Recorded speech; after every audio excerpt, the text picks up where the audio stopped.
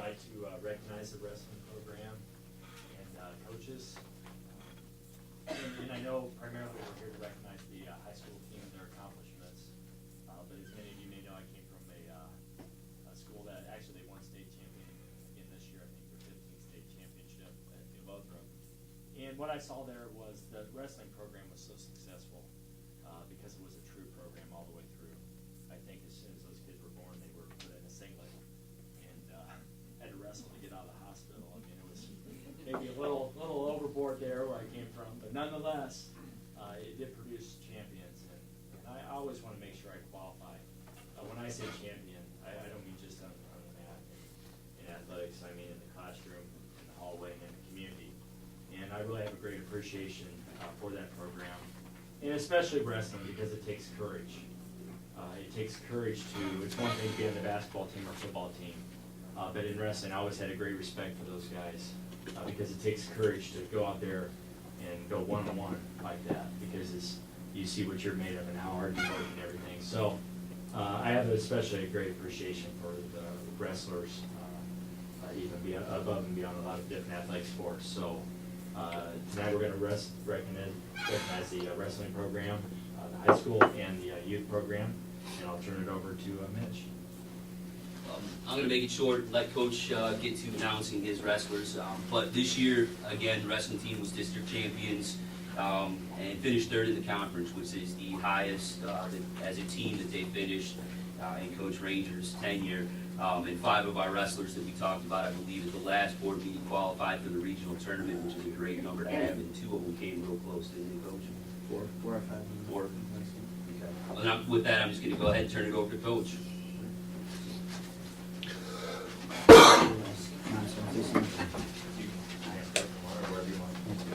I'm just going to read off the names of all the guys on the high school team this year, and then if you want to just give them a round of applause at the end instead of in between each one. So this year, like Mr. Lamb said, this was our most successful year in my 4 years. We went from dead last in the conference when I started to 3rd place, and it's not just me. I got plenty of great help, a lot of involved parents now, and I got Coach Thomas and Coach Corey both helping me out. So it was really a good season overall, and really encouraging for things in the future as well. So this year, helping us to our 2nd district title in the last 3 years, Nikki Moore Trophy. Is the following wrestlers: Casey Pruitt, Josh Morrison Green, Drake Hiltonen, Brennan Budzik, Andre Boulier, Josh Poole, Nick Fredericks, James Ladd, Kyle Allen, Dakota Dunn, Shane Aslan, Dominic Marcangelo, Keegan Ludowies, Nick Sanford, Nate Arbuckle, Robert Jewell, Russell Graves, Patrick McKenzie, and Payne Marschwinski. So great job this year, boys. So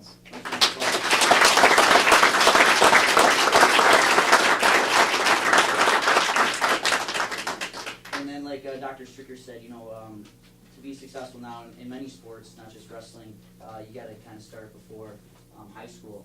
So this is now the 3rd year of our youth wrestling program. We now have technically it's a K-12 program, but it's mostly for the elementary and middle school age groups, K-8.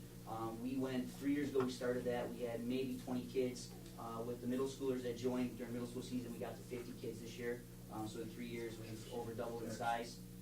And then this year was our first year sending boys and girls to the state tournament for elementary and middle school wrestling. So the following elementary and middle school wrestlers also made it to the individual state tournament for the My Way Wrestling.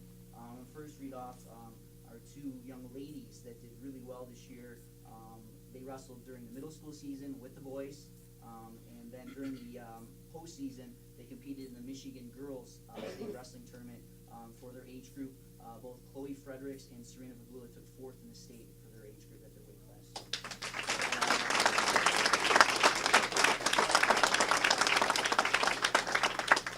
We also had some elementary boys.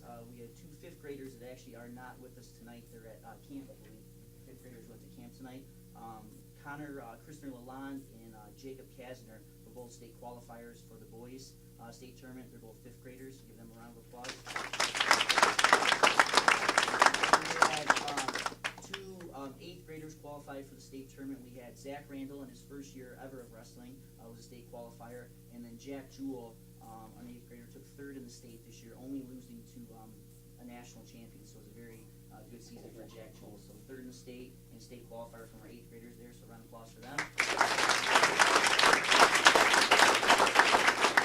And then last but certainly not least, though he is the smallest weight class weight-wise, he is our first ever state champion for the Algonac Mat Rats. He won a thrilling 6-5 decision in the state finals, pulled it out right at the end of the third period to become the first ever state champion for our youth club. So congratulations, Donovan Pruitt.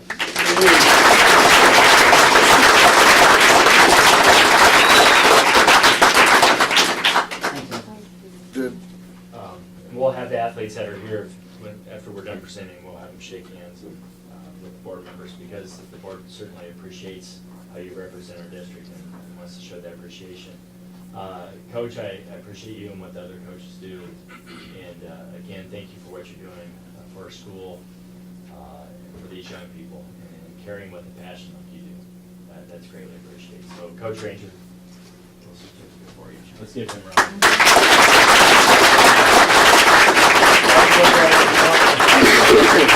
Good job, Brian. Thank you, sir. Good job, Brian. Good job. Thank you. Hey, congratulations. Congratulations. Great job, guys. Thank you. Congratulations. Thank you. Great job. Congratulations. Thank you. Congratulations. Thank you. Good job. Congratulations. Thanks a bunch. Good job. Congratulations. Thank you. Congratulations. Thank you. Good job. Thank you. Nice job. Congratulations. Thank you for doing Congratulations. that. Good work. Thank you. Congratulations. Good job. Thank you. Great job. Congratulations. Good work. Congratulations. Great job. Nice job. Thank you. Hey, state champ. Congratulations. Good job. Awesome. Good work, right? That's awesome. Thank you. Good for you. See ya. State champ. State champ.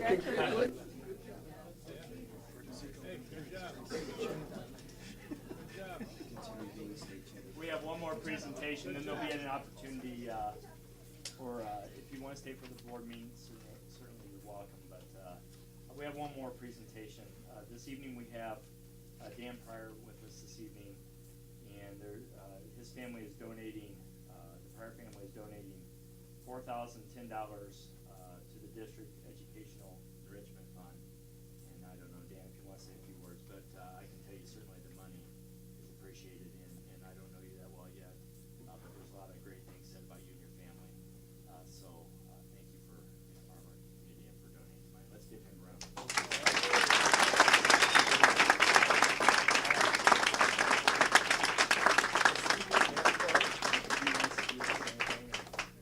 Well, I got a tad bit of laryngitis, a little bit at the end of bronchitis. So anyway, this is something that my siblings and myself decided that after my dad had passed in December, that we wanted to give something a little bit back to the community, and this was just one of the things that we decided to do. And obviously, we felt that it would go to good use. So, You should do it. And if you work for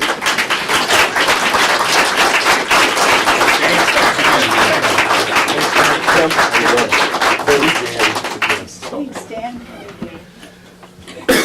Thank you. Like Dr. Sturker was saying, for those of you who've been recognized, if you'd like to stay for the rest of this very exciting and interesting school board meeting, you're certainly welcome to do so. Or if you'd like to grab a cookie on your way out, you're welcome to do that too. Watch the Red Wings play. And watch the Red Wings play. you want to introduce Matthew? No, you stay here. Go ahead.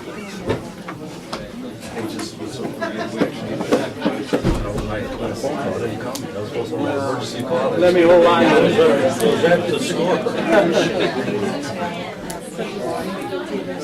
Yeah, probably just about. It's too late now. And just more people would know what he was doing for us.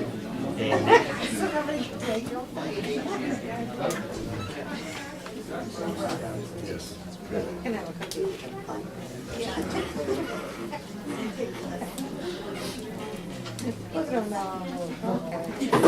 Ray, it's turning, calling. Chief, Kelly. Wasn't fast enough. Wasn't fast enough, sorry, I tried. At least I didn't have heels on, that would have really been a show. Got it? I see it. Well, she was coming through the chairs, I'm like, what's going on? It's like hurler. Yeah. Next, I'd like to introduce Patrick Riboloff.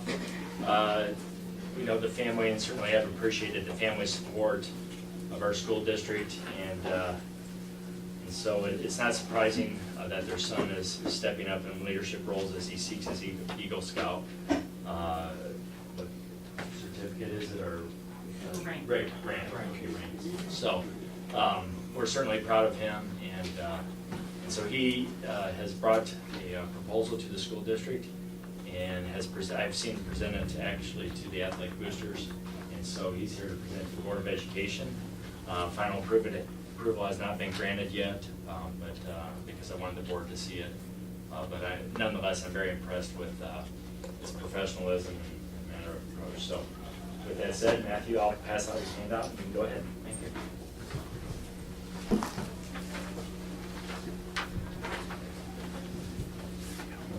Hello, board members. My name is Matthew Riboloff, and I'm currently a student at Algonac High School as a freshman. I've been a scout since second grade, and I'm now trying to earn my Eagle Scout rank. But in order to do that, I need to create and supervise an Eagle Scout service project for the community. I've been a member of the band for almost 4 years, and I've loved it since the first day. I'm doing this project because at our last band camp, Mr. Grass had made many comments about our current stand, which is very small, it's mobile, but it doesn't get him very high in the air. So my dad brought him our scaffolding from my family's welding shop. And from there, he was able to fix mistakes he couldn't even see from where he was earlier. He was up, 6 feet higher. As my project is supposed to be about giving back to the community, I thought about helping both my school and my band at once. We proposed building a 19-foot, 6-inch tall, 8-by-8-foot square steel tower next to the practice field at Algonac High School. The white dot you see on the picture is where we propose to build it. Not only will the band be able to use it, the coaches will be able to use it as well. And not to mention, with the consolidation going on, 7th and 8th graders will need somewhere to practice as well. Finally, with your help and approval, I would like to complete this project. Thank you for your time and your service to our schools. Are there any questions? Will you be putting that on a cement base or a pad? Yes, we're trying to get back in contact with our cement person. He's supposed to give us a quote on that area. Matthew, is that permanent there? Yes, it'll be a permanent, it'll be built in. Okay. How do you keep people off of it when you're not using it? We are planning to we've got a couple of ideas. First off, in the blueprints you have there, there's a trap door at where the staircase leads to the top. That will be able to lock.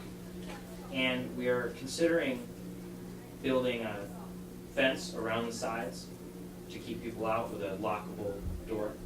Oh, that'd be good. Good question. That looks like a very nice project. We've been fortunate to receive the gift of Eagle projects in the past. I think the most recent one was the young man who did the A inside the where you go into the stadium. That brick A, that was an Eagle project. So it's that's awesome. Thank you. I look forward to seeing it. Yeah. Nice. How long will it take for you to construct once we? We're planning to start in May, and it should be done by June. Wow. Good. Awesome. Excellent. If the fundraising goes well. And how much needs to be fundraised?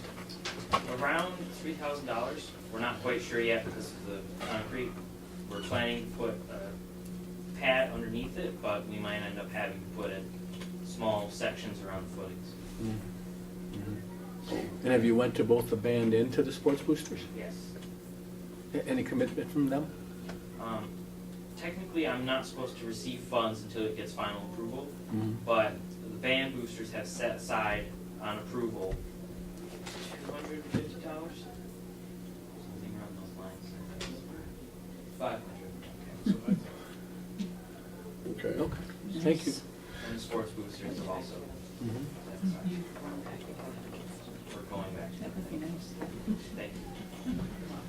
Very good. Very good, thank you. Thank you. Thank you for your time.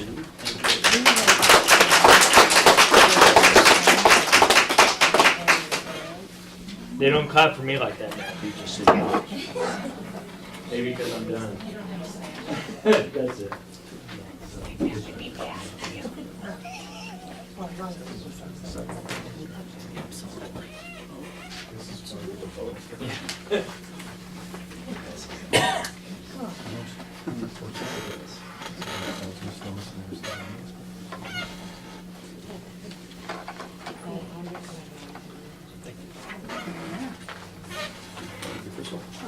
you.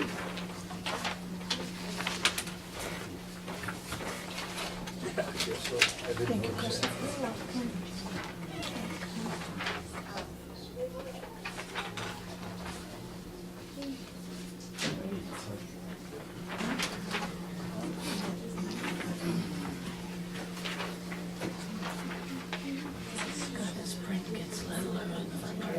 All right, the monthly, I have a couple budget items to go through. First is the monthly report. Talk to Lori. What you'll see from the monthly report is we're actually holding pretty steady to where we were at the same time last year in terms of revenue. And so if you see the yellow highlight, you can see that compared to last year at this time through March 14, and then now March 15, you can see we're 0.03%. So we're right on task as far as parallel to last year at the same time in terms of revenue. In terms of expenditure, again, if you note the yellow highlight, you can see that we're about 1%. What is that? 1.6% in terms of expenditures. Now, notice that's a minus 1.6%, so it's less than last year in terms of expenditures, which is a good thing. And I'm going to talk here shortly about where we're going to go with next year's budget proposal in terms of reduction. What this report does show you, though, is that given a budget, we are holding parallel and are monitoring very closely where we are. We just need to get now a balanced budget in place, and once we get a balanced budget in place, we'll do the same thing. We'll be very tight as far as where we are in terms of prior year. And so this is how we monitor the budget. I will, if necessary, I'll go back more than one year if there's an area where there's a variance that I think we need to go back more than 1 year. Lori did note, we had one bill come in, is that correct, Lori? We did, from under Risa? the, yes, under the instructional staff, under support services, instructional staff. We had a bill that came in a month, we paid it a month earlier than we did last year, so that's why that is more this month. Any other questions regarding the monthly report? We will continue that. You can see on back, you can still see that if you turn to the other side on the sheet handed to you, you can see we are maintaining a projection ending this year at about 2% fund equity or $300,000. And so that has really not changed. Holding steady, we just now need to get a balanced budget as we hold steady from there.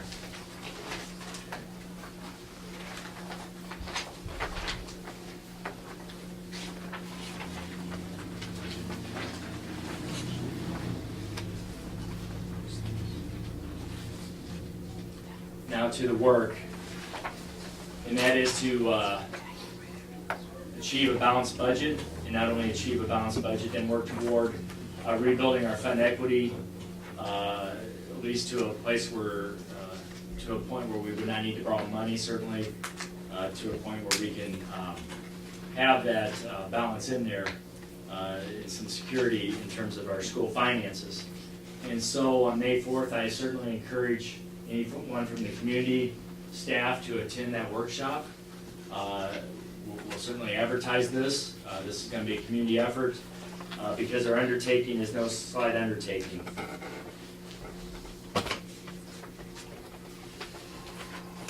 there is the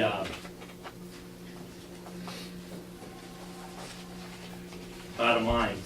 And I'm going to go through this information pretty quickly. We will refine it some before the workshop.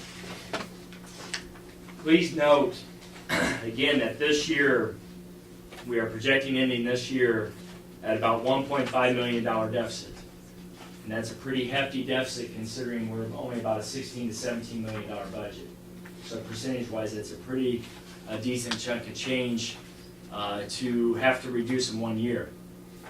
We are very fortunate, and I will always take time to thank the community for the support regarding the consolidation.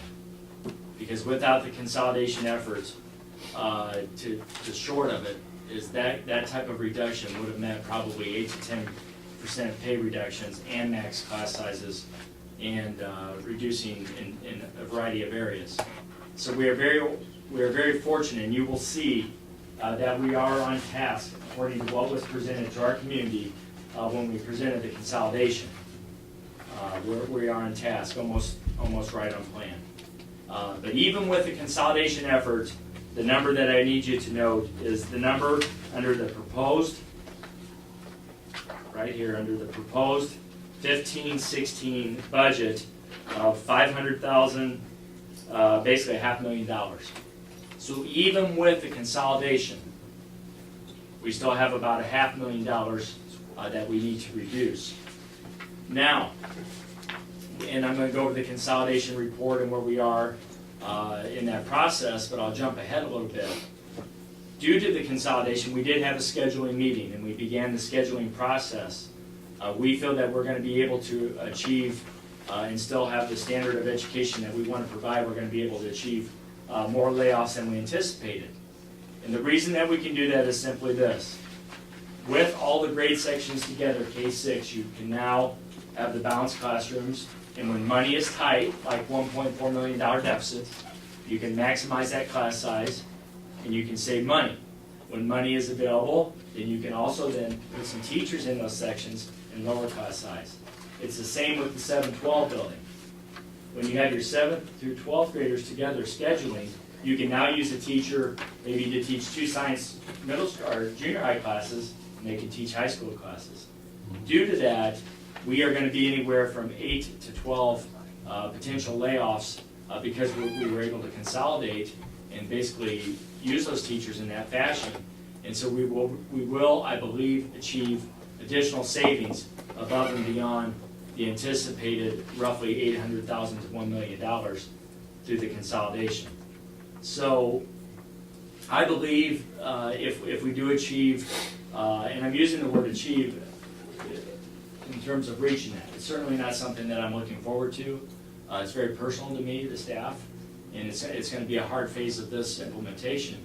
But nonetheless, it's a necessary phase of the implementation in terms of the layoffs. But with that in mind, I believe we're around $200,000 to $300,000 that we will still need to reduce for next year's budget. But if you notice, by reducing $500,000, that would take our fund equity. If you look at the sheet right down here, let me make this a little bit bigger, because Ray probably can't see that from here, so I'll need to make it. I'll make it a little bit bigger for him.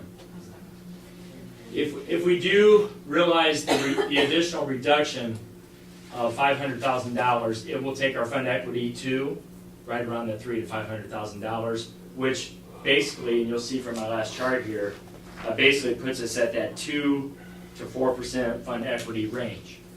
And then what I'll propose, and I'll get to it here in a second, is I propose a slight increase up to 8 to 10%. And I think we need to work with the associations on that, to where what do we want our fund equity to be and why. But for next year really is to stop the downward spike. And so that is basically in a nutshell the purpose of the proposed, well actually the workshop scheduled, I should say workshop, that we have coming. There's some assumptions, it's in the handout, and again, this is going to be presented to you in the workshop, so I'll just brush over it pretty quickly here. But there's the assumptions that are in that budget that is just presented to you.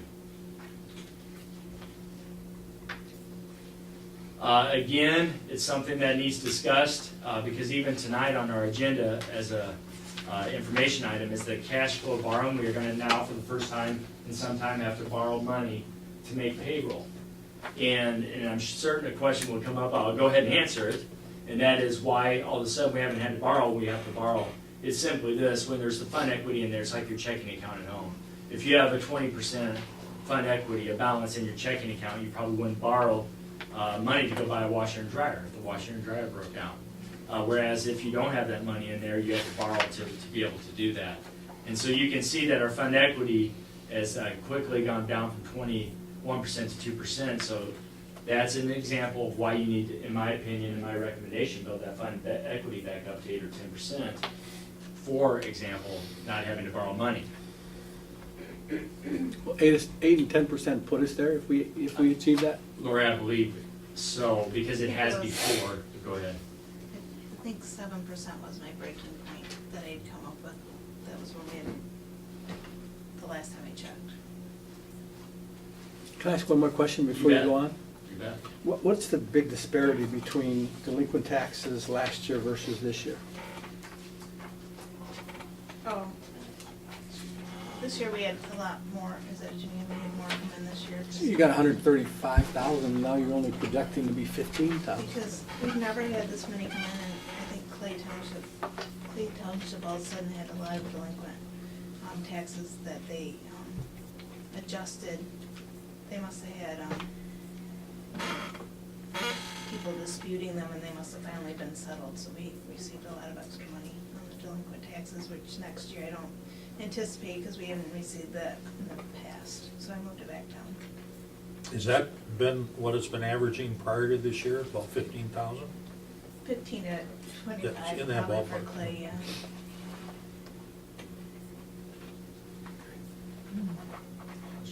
I don't know if it's because things are a little shaken up there.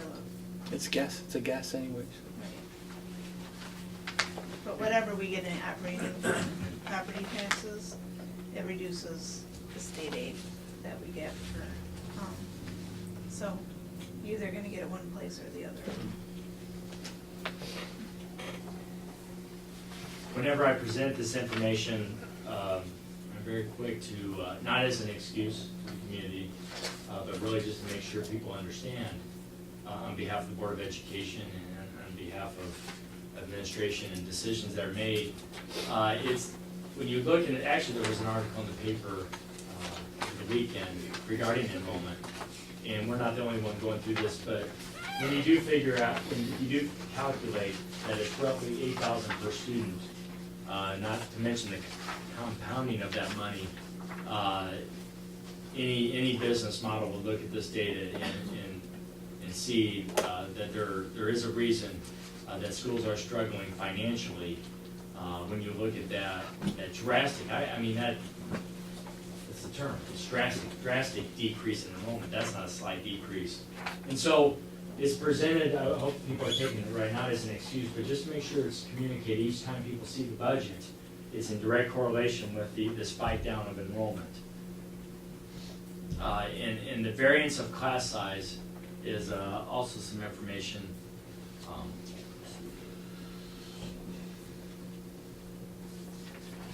You can see the variance in class sizes. So you have 115 in kindergarten, first grade, 128, 148, 158, 113, and so on. And again, it's a plug for the consolidation. And I know we're already moving down that road. Why am I talking about it is I just want to reemphasize it to the community, is what I'm doing, the importance of the consolidation.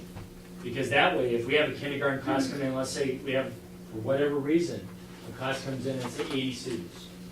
Guess what? You can quickly adjust your sections to 80 students. The next year, a class comes in at, like the third graders there, we have 150 all of a sudden. You can quickly adjust your sections to that. I say that to you, the Board of Education community, because I'm confident in the future that we will have a steady increase of the fund equity, because we can now start to quickly adjust our budget as necessary, and our revenues and expenditures can meet up. And so I just want to show people there's a great variance in this district when you're talking from 150 students to 115. And so I wanted to make sure I illustrate that point. Let's see here. And also this year,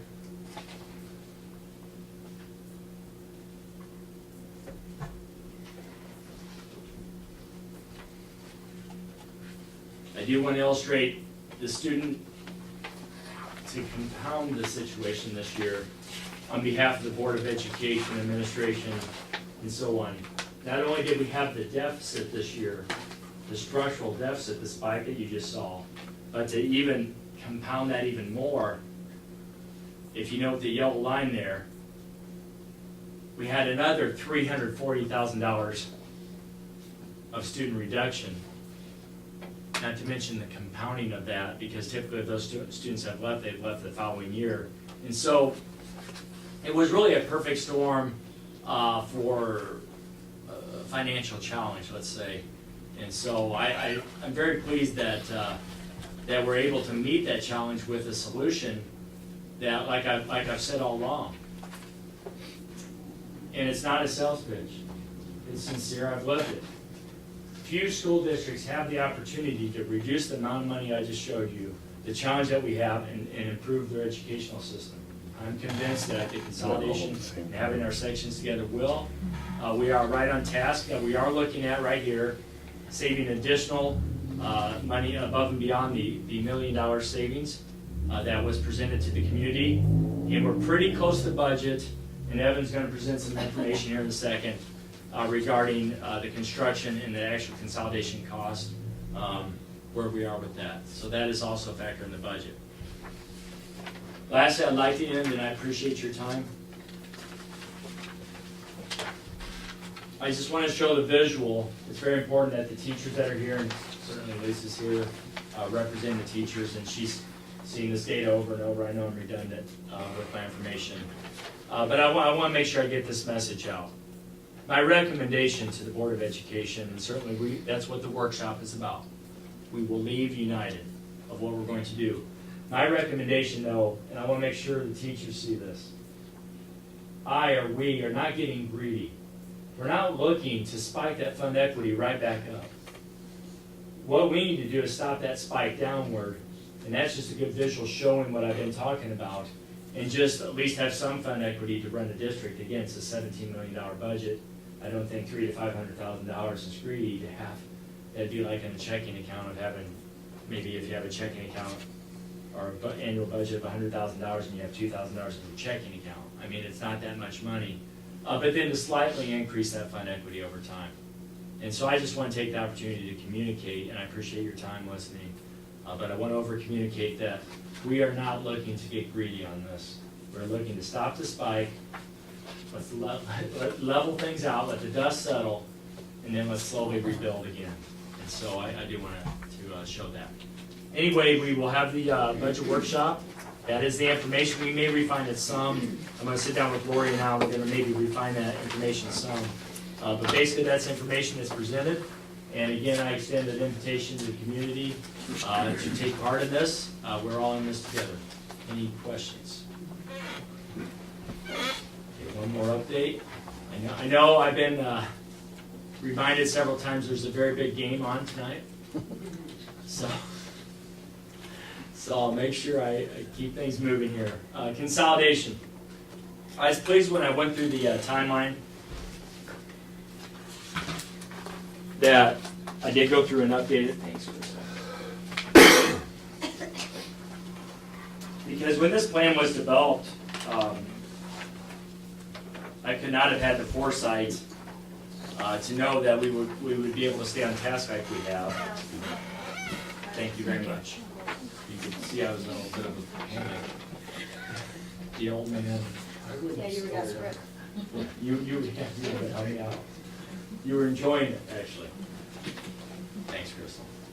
I was very pleased because I have not changed the timeline to be able to say complete or on task. I'm holding myself accountable. I simply went through there, and I'm pleased that we are pretty much right on target. Again, that personnel section is not pleasant.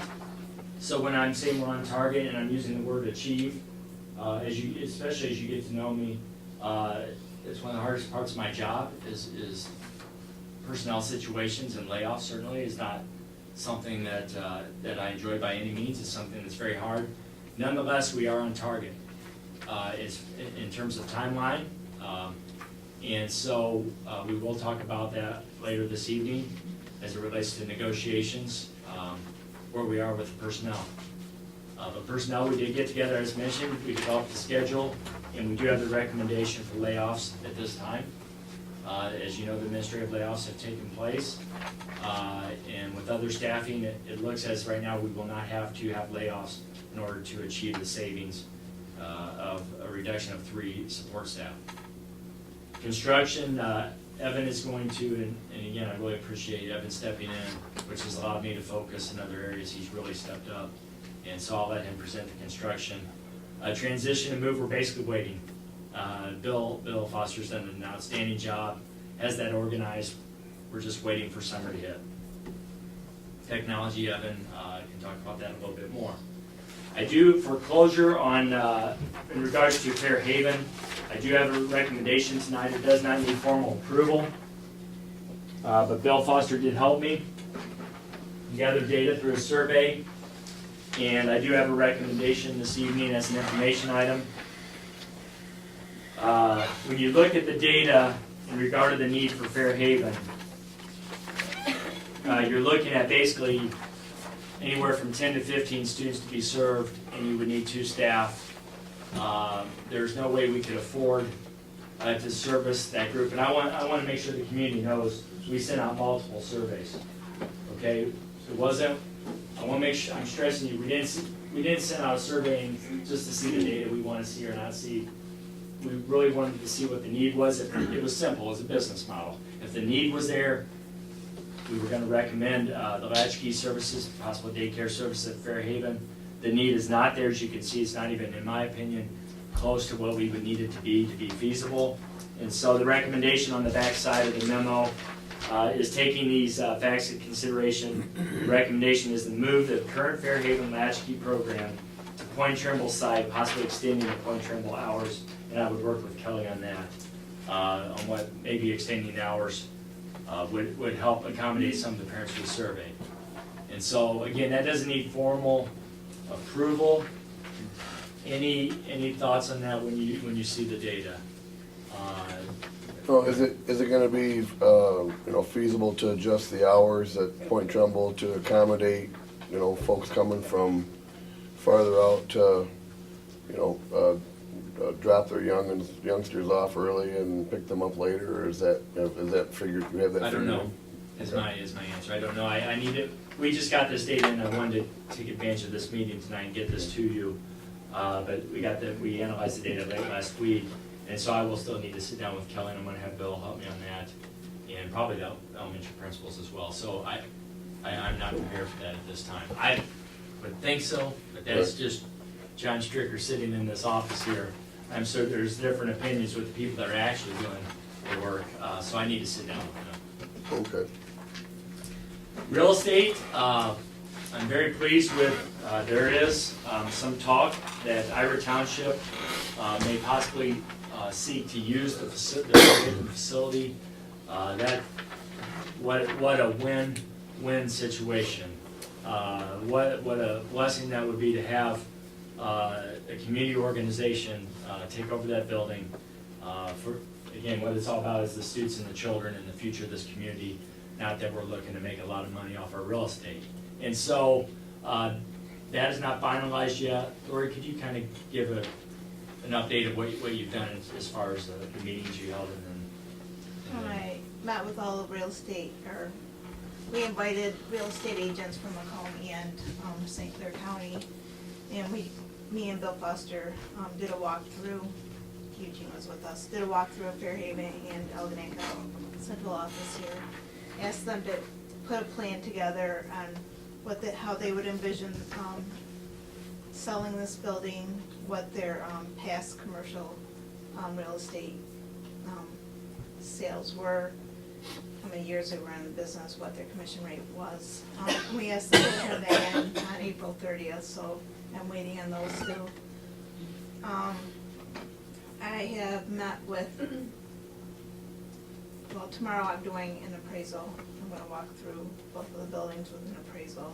And we're gonna do a limited scope appraisal, because that will give us a selling range, rather than a regular appraisal will tell us how much the buildings are worth, but at this point, these buildings statewide aren't selling for what they're worth. It's more of what the market's holding for them. And that was on the advice of True Law. I'm working with them to make sure that we do everything correctly, going through the sale. So we'll see what the real estate is worth. We're gonna discuss it tonight in closed session. It's a closed session item as the purchase or sale of real estate, so we'll discuss it further as a group and get some general direction from the board now, which we need to know what the buildings are worth. Once we have that information, we will get that to Ivor Township, and then, of course, certainly, it's gonna come back to the board to ultimately make that decision on, okay, here's what the building appraises for, you know, and here's an offer that we possibly have, and then we need to make the decision. But what a blessing to have a community entity interested, and then also to move quickly on being able to get that off our books onto someone else's books, so we can focus on the buildings that we have. So, you know, I'm crossing my fingers on that, but I'm optimistic. The appraisers that we're using were also recommended by Troon, and they deal with a lot of school buildings throughout the state, so they're coming from Lansing to do that appraisal. Is there a general feel on what they do feel it's worth? Anybody come up with something yet? No, because these schools are obviously in better condition than the Flint schools, and so they need to come out and see what conditions they are and compare them to similar in the Crystal, state. here. Tim's used to it. And are the numbers, if we do get the sale of this Fairhaven, those numbers are not in these numbers at all? There's no projection in here based on that? Because they were remodeled with the bond proceeds, the sale of the buildings would go into the building and site construction, back into that fund. Yes. And after 2 years, what wasn't spent after 2 years would then go back to the debt retirement fund. But at this point, we probably do have other things that we could use. We can use it on whatever the ballot was for the original bond, so there are things that we could use. Could we use that money to fix up the schools that we're keeping? Yes, That's for legal. instance, like the roofs, if we had to replace a roof, we could use that money to replace a roof for things of that nature. Okay. Because a lot of the things that we're doing, this construction stuff that we're doing to enable the consolidation efforts are also things, it's more stuff that is listed under those terms and conditions in the bond language, so, Makes sense. yeah. I just don't want people to think it will go into the general fund to offset, because we can't do that at this point. Right. It's important, if the sale does go, that people are aware of that, though. Yes. I'm not sure why I skipped over it's the pressure of getting everyone to that, watching that ball game there, especially with people wearing the colors to remind me I'm waving, Stricker. No, she's not waving. The alternative school, we are on target, as you know, from last month, what was approved by the Board of Education. And Abe, I don't know if you want to, what is the date for the board meeting and what's going to transpire with the Blue Water? This Thursday will be our board meeting. We did not have a quorum for tonight, so this Thursday we'll be meeting, and we will present the letter that this board approved last month to the Blue Water Learning Academy board. The plan is at that point then to allow them to vote to shut down or stay open. And the consequence of both will be presented with Gene Sturch from John Hand as well as Lori to talk not only budget money, that as John has told you really isn't there, and then also legally, what can we do? Because there are some nice things that Blue Water Learning Academy, for example, could gift their current assets to Algonac Community Schools. And so they would stay with our kids, but how that would work and how that would go, we'll present that all to them, and hopefully it'll be all said and done on Thursday. Yeah, so I keep you posted. Thanks, Dave. Appreciate it. Transportation, Paula had a family situation, and so our thoughts and prayers are out to her, some of the things she's dealing with her in regard to her family. So on that note, look to have the dry runs, which is basically the actual best runs for next year on paper to me, but she has a family situation she's taking care of, and certainly, it can wait a little bit. We are still, you can see timeline-wise, we're right at that, we're right still on target. We were ahead of plan. And so when she gets, ahead of the plan, so when she gets me the dry runs, I am gonna have some people that have worked in our transportation for some time that know those roads out there better than anyone can know them. I'm gonna have them also drive the runs, because that transportation is something that needs to go very well that opening day. And so I'm already feeling heat for next year, self-inflicted pressure to make sure that goes very well. With that, I'm gonna turn it over to Evan, and again, Evan's done a nice job coordinating the construction phase of our project, so go ahead, Evan. Work began over spring break and will continue through the end of the school year on projects that the school district is doing. You may want to come up here for the camera there. Thanks. I know you want to be in the camera there. So. Might want these. Yeah. Thank you. These projects that we're working on right now consist mostly of prepping areas that were not classrooms and getting them ready to become classrooms. Taking down blackboards, painting walls, repairing carpet, those types of things. We've also started kind of rearranging the high school library, getting them ready for the influx of middle school books and whichever books are going to be kept at the high school for them to be put on the shelves in their new arrangement, thereby freeing up space at the middle school for elementary books to begin coming over when that all starts to happen. We also relocated high school office personnel from what's going to be the central office area into their new location, and they're fully functional at that location. We also moved technology department to its new location, and we're fully functional there. So just trying to get as many of these small jobs done and out of the way before the contractors are actually get in here and start their work after school's out. Now with the contractors, we're looking at around or after May 5th, we're gonna begin getting our drawings and documents in, and hopefully very soon after that, be out to bid for the items that the contractors are gonna have to work on. That's gonna include concrete work, electrical work, low voltage wiring for the technology, and then moving some of the classroom technology from one of our other buildings into their new locations. So again, hopefully we're hoping and crossing our fingers that we'll be to you next month for an action item on these, so that we can have those dollar amounts first lined out on how much it's actually gonna cost us to do all that work, and then in earnest get prepping for all this construction that we're hoping to get going, and talking with Mr. Foster a week after school's out, giving teachers time to finish packing their rooms and those type of things. Any questions? Can you close that out for me? Thank you. All right. Very good, thank you. All right. Thanks, Amy. Consent agenda. I make a motion that the Board of Education approves all consent agenda items, including agenda, minutes, personnel items, treasurer's report, and bills as listed in items A through C. Support. It's been moved and supported. Is there any discussion? Other than I see Mr. Whitmer is retiring as a custodian after 32 years, so good for him for being able to retire and have a good time. Any other discussion? Hearing none, all those in favor, aye? Aye. Any opposed? That passes. Information items, RESA budget review. As you may recall, and for those of you who may not, it's included electronically in case, unless somebody wanted a copy of it on paper. The RESA, all the local school districts have to turn into RESA resolutions either supporting or not supporting the RESA budget that they are presenting to us. And so those materials have been forwarded to each of us.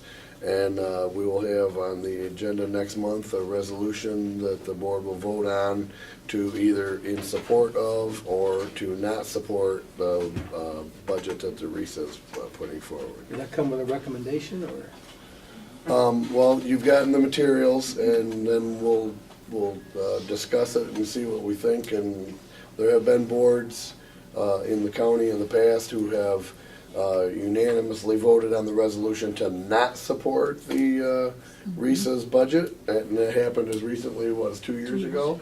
And there were like 2 districts that did that, or if, you know. Did it matter? Did it matter? I don't think so, No. no, because the other resolutions from the other districts, I mean, if they were all upset and they all didn't do it, then RISA would have to do something else, but that's never happened for as long as I've been here, so. But realistically, for me, to approve a budget like this and just have it sent out to you, I mean, it's impossible. You can't do it. Right. You just can't do it. I don't, you know, can we abstain individually on the vote? Sure. Okay. I don't see why you can't. Or were you planning on going to the meeting? I'm not sure I know It's what it, next week. That's, well, yeah, you can go to the meeting. You can go to their meeting, I mean, we've all been invited, Yeah. yeah, and but it's I a mean, budget discussion. but how much is that gonna? Well, I'm just, I mean, I'm it's a just saying, if you major- have questions yeah. that you might want answered. Will So- it help? No. No, Probably not, yeah. No. but you'll get some information firsthand that you might not. It'll make you feel real good. Yeah, yeah. So that's, so the, resolution, we've typically, that we've done that at our May meeting, and then, that way they have it in time for the, so they get it by June 1st. I'm just gonna do the other one while we're talking about it, about the, board election. The item D. Item D, the way we've done, the way that works too is that folks have until May 4th to say they want to run for a seat on the RISA board. And that's after this meeting and it's before our May meeting. And so typically what we have done is we have scheduled a special meeting just before our regular May meeting to see what those candidates are, select and talk about that so that we have that information. And then we designate a person from our board to attend the meeting to elect, as an elector for that election at our May meeting. Because we have to consider it. So we have to consider it at one meeting before the regular meeting. So that's why we have the meeting just before our meeting. To then have the resolution. So, because we can't do it now, because the filing deadline's not until next week. Government, Yeah, in short. so, now we can go back to B in the queue. Okay. Cash borrowing, Lori, do you want to give us a report on that?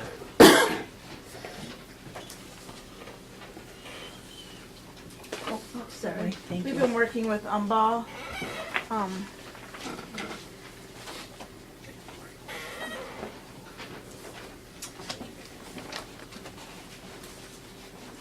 This is my first experience with cash flow borrowing.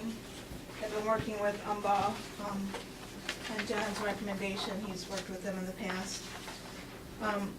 I supply cash flows to them and they project out on where we're gonna be short. With our summer tax collection in, towards the end of July is when we get a large portion of our money. And we're gonna run real close, even short as projected at towards the end of June. So they're recommending at this point that we do $1 million borrowing against our state aid note, which Troon also is involved with that. Troon Law Firm, they create the resolution for the state aid borrowing note. And I was asking him what the interest was at right now and what it would do after we approve the resolution, then it would go out for bid on what the interest rate would be. He said the high interest rate right now is 1.5%, but he said it's been coming in lower, so. So about 15,000. 15,000 would be if it came in at 5%. And It's that, per month, no, that's for the whole year. whole year? And that, Would we need it for a whole year? I asked him that question earlier, and he said that it's a note, so the investors or the lenders wanna know that they're gonna make that money. If they just did it for a month, then it wouldn't be worth them doing it, and they would have higher interest rates. So it's for, usually the note comes due at the end of the following year. So you But could, maybe a is there- higher interest rate would be better, depending on the Depending length. on the cash. I mean, What about a line of I don't credit? see us needing $1 million for 12 months. Is there a line of credit available? I'd have to ask if, by law, if we can do that. I know that they instantly talked about the state aid note. I agree with Chuck, it's I a don't lot know of if money that's to a do law. for July, August, September, Well, I need it for October. 2 or 3 months, The and money you gotta comes pay back for in it all year. October, right? But I'm not a wizard on school financing either, but it just seems like we're gonna pay $15,000 for 4 months of borrowing power, unless you guys feel we're gonna need more than 4 months. And I can ask them about that. That's why I wanted to bring it as an information item. Because I haven't done it in the past. I didn't really know what questions that we would have. What's the timeline on this? When do we need to have when would We the need board to approve passing a resolution? next month, because we're gonna be, So when Probably Lori short, gets a yeah. question answered, I will send a communication to the entire board. So you have the comparison of, okay, here's what this interest rate for this amount of time would cost, or for the year at 1.5. Get you the information with a recommendation. Don't they do prime plus in some loans, Lori, or not? I don't. I think they do, but we'll find out, you'll find I know out. that, yeah, I don't know the answer on that. There's no doubt we're gonna need cash, it's just how long. Right, and I think their thought is, with the projection of the budget, because they take next year's budget too, this would get us through the end of June of the following year too, and so if we were short, then it would, cover that. But typically, we're not short through the end of June, is it? Doesn't it start in July?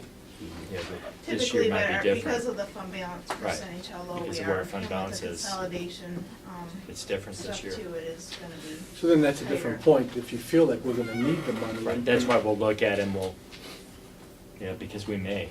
And I'll ask him about that question, he may say, you're gonna need it, there's gonna be low spots on these months too, when your state aid hasn't come in yet. So I'll- And they will know, they specialize in cash flow management. Yeah. So I mean, they'll know right away. They'll say, here's your scenario, and we'll ask the questions, and we'll just forward the answer, the responses to you. You can see firsthand. Okay.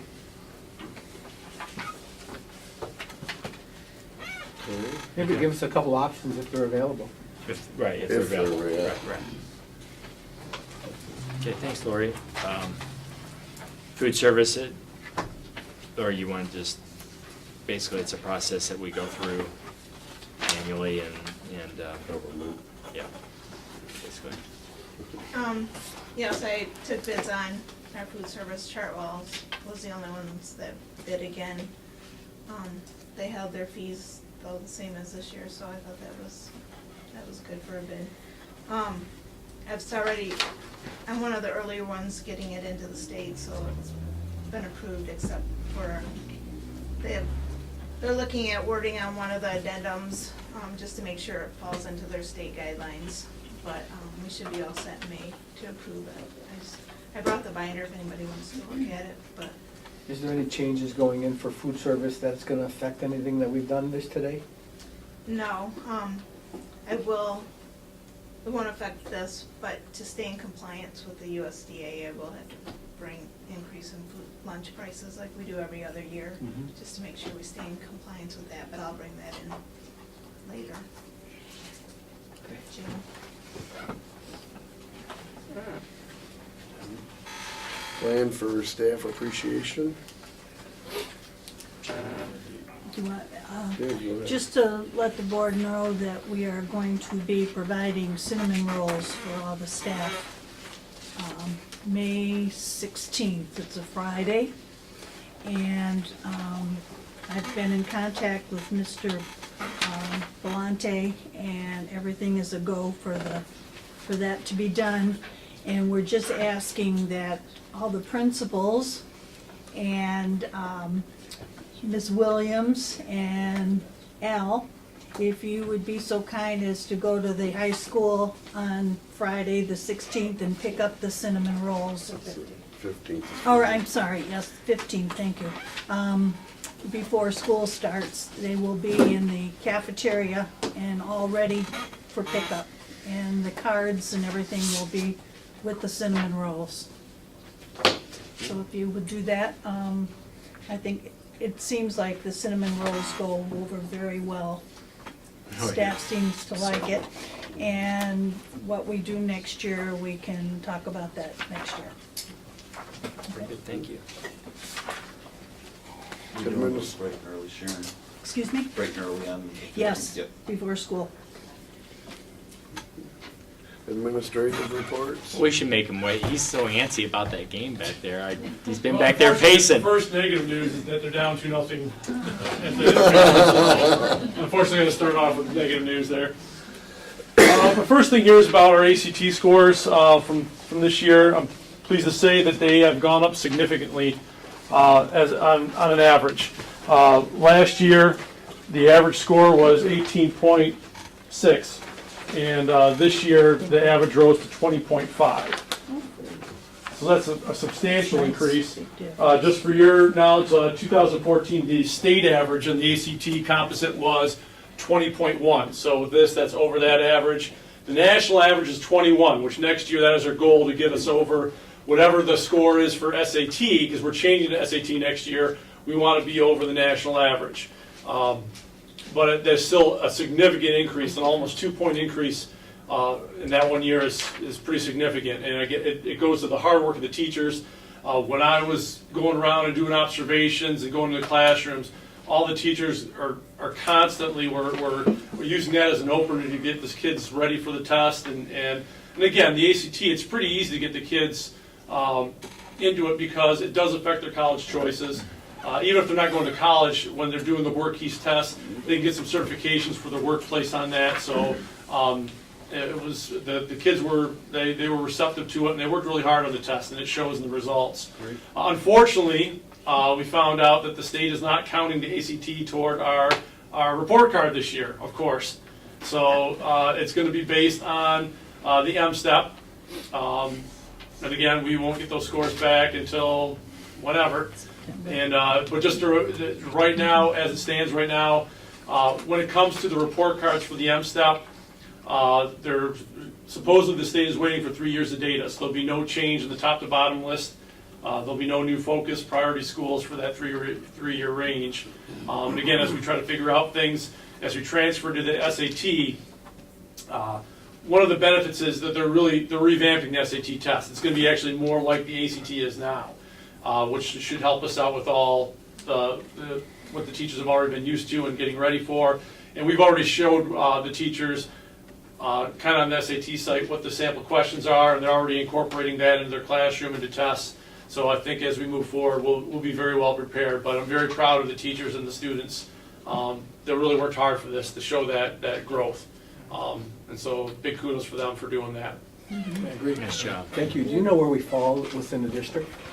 The county, you mean? County. So we just got our scores back, and I just did it based on ours. Like nothing's been released out for the other districts yet. So that's based on the spreadsheets we use like there, but we don't know yet. But again, it's still quite a jump there. It's a good accomplishment. Absolutely, I'm very proud of the students. Congratulations. Yeah, thank you. Everybody.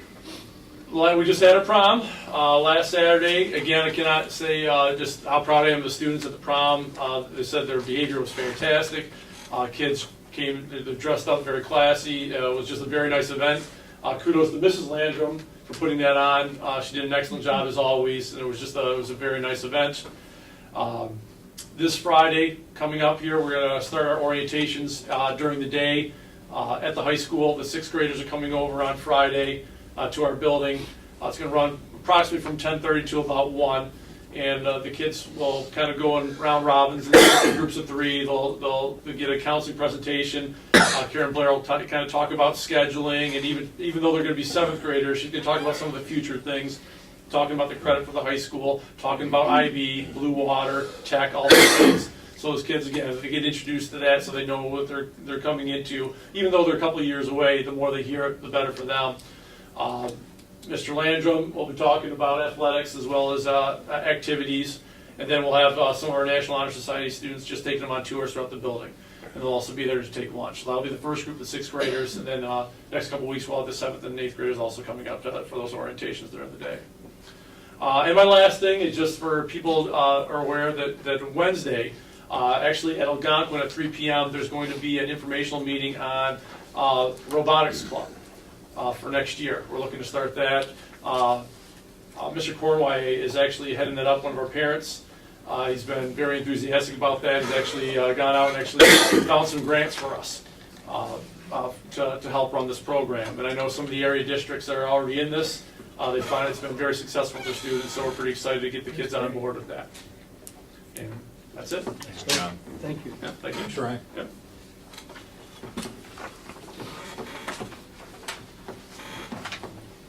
Mitch, you want to go? Baseball and softball are both traveling this weekend. The trip that you approved is this weekend for the boys going to Alpena, and the girls are doing a one-day tournament in Midland. I'm happy to say that the boys have played Marine City 3 times this year, and we beat them all 3 times, so that's always a bonus. The track this weekend is the Muskrat Classic. It's a huge event for us. We've got 17 teams coming from all over the place. We have private schools, big schools, Dakota, Cranbrook, Kingswood, all over the area. We'll be here for that. The girls' soccer team is having a really good season. I got a first-year coach. I believe we have 10 freshmen on that team. Right now they are 4-1-1 in the BWAC, so currently sit tied for 2nd. Girls' track took 2nd this past weekend at the St. Clair Relays. Awesome. Thanks, Rich. Dave? At Algonquin, we've been, much like our friends in other buildings, we've been participating in the M-STEP, which is the new meet. I guess I bring that up because I want to throw a great thanks to our staff and kids. It's the first time we've given this as far as this new test. Paper, pencil, day 1, our kids, they slotted for 90 minutes of testing, went over 3 hours. And our kids did really well, stayed very focused, kept at task. So again, our kids did a great job, and it really wouldn't have been the same without their hard work. So I wanted to say thank you to them and to our staff. We'll continue with 7th grade starting tomorrow. That lasts for 2 weeks, get a week off, and then 6th grade starts after that. Last Monday, we had our NJHS induction. We had 59 new students inducted in NJHS, and we had another 35 that were recognized for their 2nd year in the program at Algonquin. So we're very excited about that. As Ryan mentioned, we will start this Friday with our orientation programs. Our 7th graders, our 6th graders going into 7th grade will be this Friday. The following Friday after that, we'll have our 9th grade orientation, which will be our current 8th graders, and then we'll wait a week and then get into our 7th graders. So by the time the month of May ends, we'll have all our kids. As you know, every single kid at Algonquin will be leaving us to head to the high school next year. And so Mr. Melrose and his staff have been very gracious with their time and making sure our kids feel welcome. And they got, as you can tell from this description, got a great program planned. I will add to that and just say, as I'm sure John has told you, Mrs. Handers and I have sat down, as we all with the team, talked a little bit about our orientations that we're going to run. We have discussed doing something closer to August with the idea that at our K1 building and our 2-6 building, those rooms won't even be ready until about then. And kids at that age will want to see their room, see where their class looks like, what the classroom actually, how it came about. As you know, this summer is going to be very busy with construction, and our teachers not even sure where they're going. So we want to get all that settled, make sure the rooms are ready to go, and we'll bring them in August, just so you know in case you get questions on it. So that's it. Thank you. Okay. Melissa, your update, and then also maybe talk a little bit about the purchase of the software. At Algonac Elementary, it's been very busy lately. In April, we had our mother-son dodgeball event. We had over 150 people there, 80 boys and their mothers or respective play partners. Lots of fun that night, lots of competition out there. Through the months of the end of April here into May and June, we have all of the field trips scheduled. So look for all of those fun events going on as well.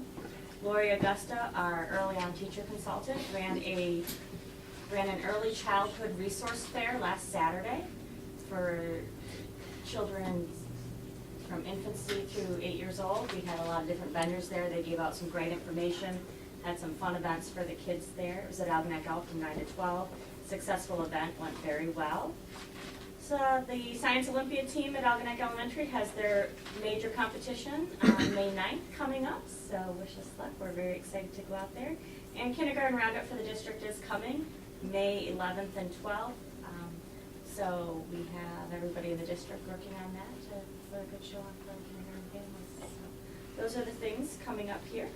On a curriculum note, Mr. Lieber and I have gone outside and looked at Algonquin to try to see where we can put the outdoor classroom and what types of things we'll get out there. So we scouted an area we think will work. We'll bring in a few more people to look that over so we can get going on that.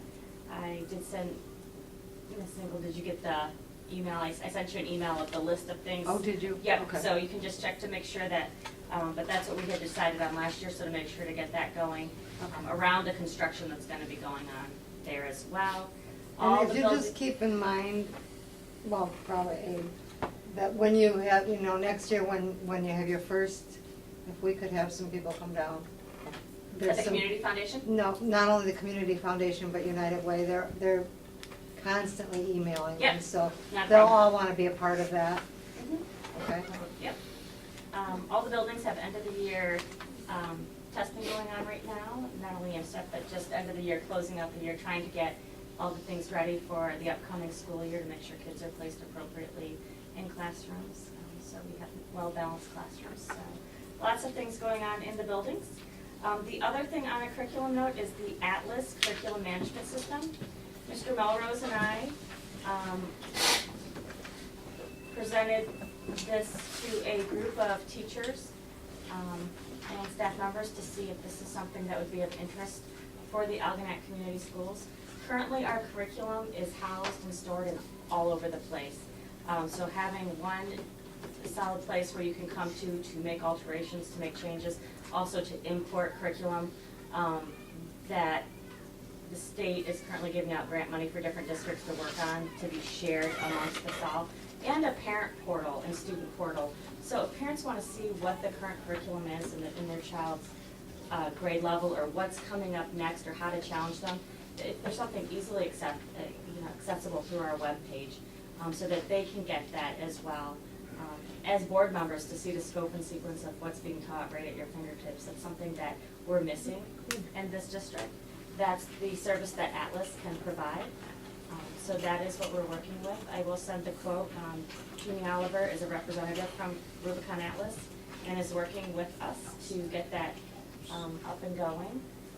Currently, the Oakland ISD has it for the entire Oakland County school system. Wayne County is jumping on board this year. And Mr. Melrose, is Macomb County on board completely? Yes. And Macomb County is currently on board completely as well.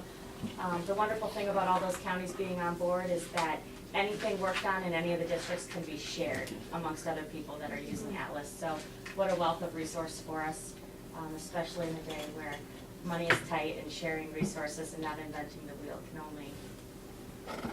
Not only the resources, and as we've discussed, and I was in with Melissa in some of the grade level meetings, or not grade level, but subject area meetings, it's just continuity of resources.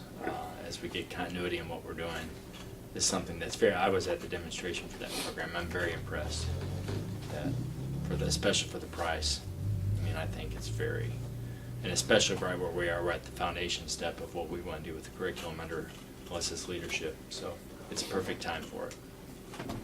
They're projecting the cost for the year to be $8,000. Yeah, well worth it for all the resources she just mentioned that we get for free. I mean, that's a wealth of information. So, but I will get that in writing. questions about what the Atlas we were kind of. So, Wayne County and Oakland County and Macomb County are on it and they can share. Is that stuff that you can look at, see what folks in those places are doing too when they share it? Absolutely, and the nice thing about the Atlas system is, like, teachers would have their own passcode protection, and so there's certain things that they can see on their end that they don't have to release for everybody else to see. But then our parent portal doesn't have to be password protected, they can go in and just see, you know, what we allow them to see, like the standards, the scope and sequence of the curriculum throughout the year. Special projects, teachers can release certain things out to students at different times when they want them to see it. So there is a front end and a back end that, that is used by the individuals depending on what's needed. But yes, so anything that is community shared, like the current social studies MC3 project, will be imported right into our system, and we can manipulate and alter and use what we should want. However, our current programs that we currently have, we can go ahead and put those in ourselves, so that way we have them. They're not to be, just be shared out to everybody, but they're ours. But right now, the state has deemed a lot of grants to different ISDs around the state for, especially for, Mr. Melrose, help me out here, the elective courses. I can't think of the. What's the score? Yes. Exactly. Exactly, but Exactly what's going on there. That's a more appropriate question. As they create those courses, those high school technical courses, those can also be shared out because they were used for state grant money. So as those are made and put into the Atlas Rubicon system, those will also be shared out as well, if we should choose to have them or choose to run that elective. So lots of different options there for us to choose from. Cool. Sounds good. Okay, Tammy could not be here this evening. She had a situation at camp that she had to deal with. Let's leave that at that. Okay, Brooke? This past Friday, Millside students enjoyed Career Day. So students in grades 2 through 6 got to rotate between 8 different professionals that volunteered their afternoon, and we had a great variety of careers. We had from, engineers to health professionals and also truck drivers. So it was nice he brought his truck, and that was actually the highlight.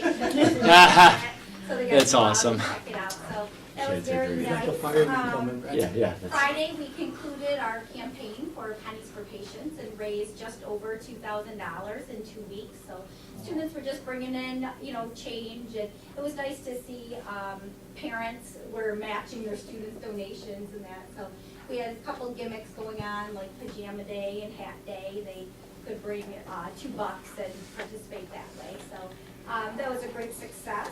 So our MSTEP is going smoothly. Tomorrow we start 4th grade, and we have all of our 5th graders tested right now.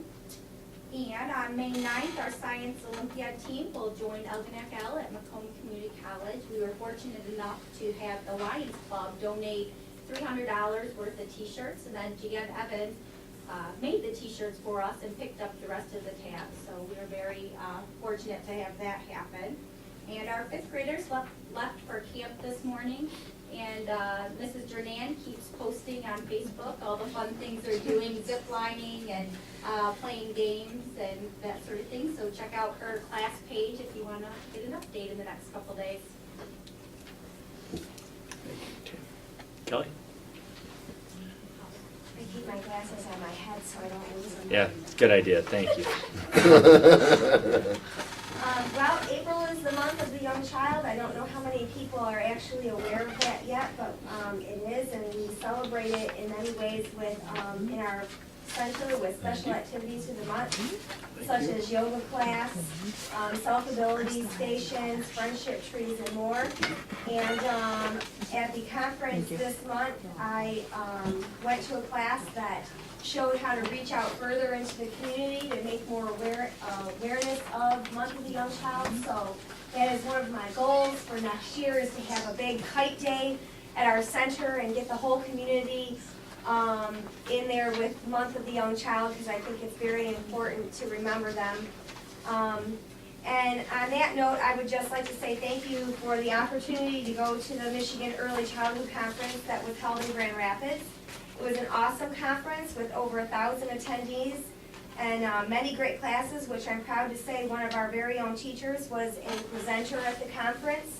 And I snuck into the back of her class and hid in a corner to watch her and see how it was going. And then I talked to the people that were leading her class at the end, and it was all really good reviews on how she did, so I was very proud of her for that. And we came back with just a bunch of wonderful new ideas, teaching techniques, and hopefully I can use a lot of the administrative skills that I learned, because I learn something new every day. So this conference is really beneficial, and we really appreciate that we have the chance to attend it. Our program assessments are going really well. The consultant has been out to our center from the state numerous times to get us better prepared. The person that comes out to do the final assessment to reach our STAR goal is going to be there in July. So right now the teachers are really, really working hard at getting their rooms all set up exactly how they're supposed to be. Labels, their daily schedules and lessons, and just everything that pertains to meeting that 5-star assessment goal. So that's been going really well. And remember, anytime anyone can come over to the center from the community or the board and take a wonderful tour and see what we do over there. And you can also be a volunteer.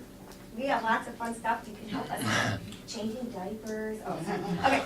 Our parent volunteer task force had our first mom-to-mom sale over the weekend, and it did really well. For our first one, we raised over $200. And we also had a Flower Power fundraiser that also raised over $200. And now we're getting our plans in order for our nature playground. We already have families that are saving us huge logs and tree trunks and rocks and just all kinds of stuff to have on our nature playground. And my husband is going to be getting us big, huge plastic tubs from car washes that we can make into drums, and we just got all kinds of stuff going on over there. If you want to volunteer for that, that's great too. Then we had our 12th annual St. Jude Triathlon, and it was held on April 16th. And our children raised $1,150 riding their bikes, scooters, and big wheels around a make-believe city and through a pretend car wash. And this brings our total raised within the 12 years to $19,500.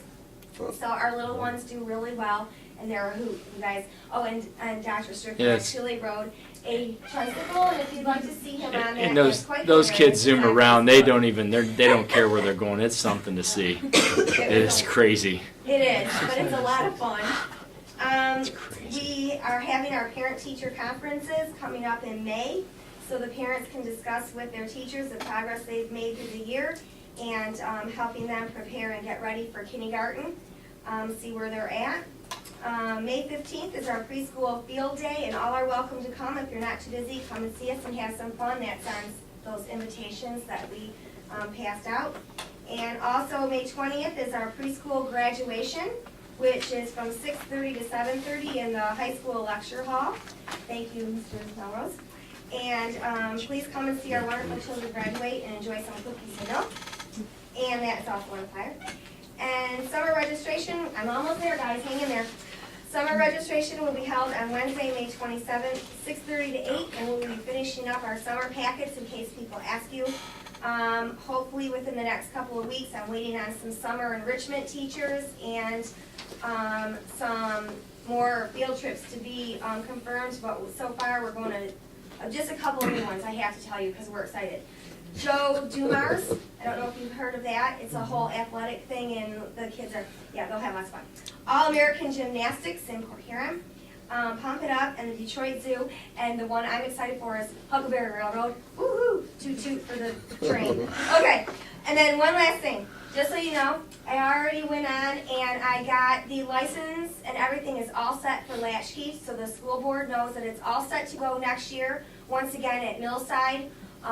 That's already ready, and so I just have to get with, before the school year starts. I know in the past when we had Latchkey at Millside, it was licensed for the gym/cafeteria and the library, So if anything needs to be done differently, just give me enough time so that I can get a licensing consultant out and get whatever other areas we want approved, because they do have to be approved by the state for latchkey to be held in any area. It has to have pre-approval.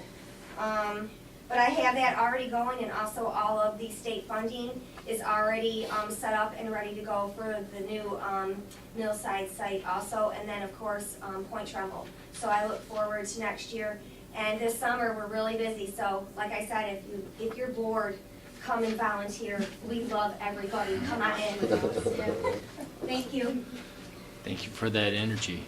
Mitch, you ought to present with that kind of energy. I don't? No, I don't. No, you don't.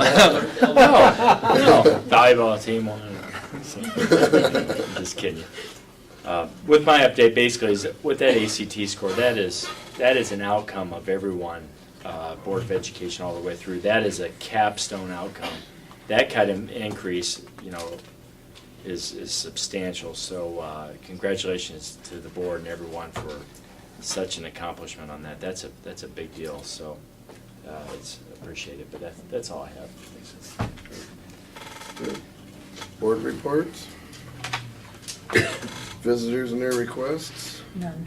None. On to action items. Overnight trip request for a student parent trip to France. I'll make a motion, the Board of Education approves the overnight trip request for the student parent trip to France, June 22nd through the 29th. The trip is organized through tour company Promatour. All expenses will be paid by the participants, and there will be no cost to the district. Support. It's been moved and supported. Any discussion? These are always nice trips, and I see in our other notations that we've been using this. Carol's been using the same company for quite a while, and they've gone either to France or like Montreal or whatever, and I guess they always have a really wonderful time, so that's a wonderful experience. You're right, Annie. We've been doing it for years, and it's an outstanding opportunity. I'm just curious, what is the district's liability on something like that? I think zero. Yeah. For my own kids going on stuff like that, I think the liability is on the traveling company that they go through. Wish I had that opportunity. Yeah, no kidding. Any other discussion? I think it's just a formality. Hearing none, all those in favor, aye. Aye. Any opposed? That passes. Overnight trip request for varsity football. I'll make a motion that the Board of Education approves the overnight trip request for the varsity football team to travel to Grace Adventures in Mears, Michigan on July 20th through the 22nd, 2015. Transportation will be furnished by parents and coaches. All expenses will be paid through fundraisers and by the students. There will be no cost to the district. Support. It's been moved and supported. Is there any discussion? Hearing none, all those in favor, aye. Aye. Any opposed? That passes. Purchase of kitchen equipment.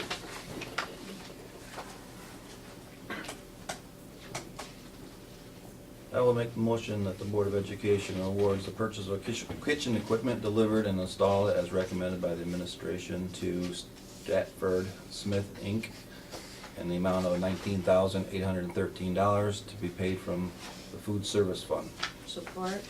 It's been moved and supported. Any discussion? Yes, I'm just wondering if there is something that they looked at for used equipment before we did the new equipment. They did. We actually did buy some used equipment from, Okay. I would say the wrong school, Mount Clemens School. We bought we bought 3 actually hot food serving counters from them. Okay. And we bought a heated holding cabinet. But You we still bought need that an for additional $100. one? We need to make sure that it works, because if it doesn't work, then I need to buy 2. I see. If Eugene and them can get that working, I only need Is this part of the budget amount that we Yeah. put in? Well, there? actually, this is No, coming that's out food true. service. Yeah. So this isn't coming out of the general fund, which is the budgeted amount that was presented. Well, but who's paying for it? Food service. Food It's coming out of service. the food service fund, which has income from lunch sales. it. It was in the amended budget. Well, I thought we said we weren't gonna have to do anything with the cafeteria part of it. It's We were in the kitchen when we, I'm just, It's the new 7th and 8th grade, one that we're putting together. Because there's nothing there now. okay. Any others? This was the lowest bid I looked at in the bids that were presented, but it was a significant difference between the companies that bid it, and it was just bizarre to me that I that much wouldn't know. discrepancy. There's some pieces were cheaper in one place, than others, so I wouldn't say that they were the lowest on everything, but they actually will come out and set it in place, and they're the only ones that will do that. Yeah. Just so you know, to Chuck, that food service, fund balance that we have, we can't allow that to continue to grow. The state requires us to spend some of that down, so that will be helpful with All right, that too. Any other discussion? Hearing none, all those in favor, aye? Aye. Any opposed? That passes. Purchase of lockers.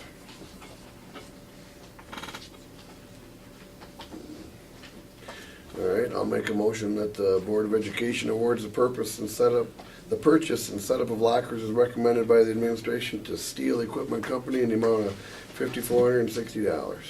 Support. It's been moved and supported. Any discussion? Will this take care of all of our needs for lockers? Kevin, Mitch, Yeah, well, we, Evan and I and Eugene and the gentleman went, and basically we took the numbers and talked to the PE instructors as well to make sure that we were covered on the athletic side and the PE side of it as well. Again, this was in the proposal. this is within the budget. It's in the proposal. That was proposed as Proposal part of on the consolidation. Yeah, okay. Any other discussion? Hearing none, all those in favor, aye? Aye. Any opposed? That passes. I make a motion that the board go into executive session at 8:35 for the purpose of receiving a legal update and discussing negotiations in real estate. Support. Roll call vote. Yeah, we need a roll call vote. We need support first. Support. It's been moved and supported. Roll call vote, please. Michael Baranowski, Yes. Andrew Goulet, Yes. Patty Campbell, Yes. Charles Basatel, Yes. Tim Itzakowski, Yes. Beth Engel, Yes. Sharon Stiltner, yes. Yes, that passes. See you in a couple minutes.